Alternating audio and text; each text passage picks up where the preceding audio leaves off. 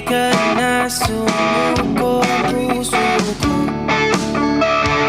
sa paulit-ulit na pagkakataon na nasaktan na bito.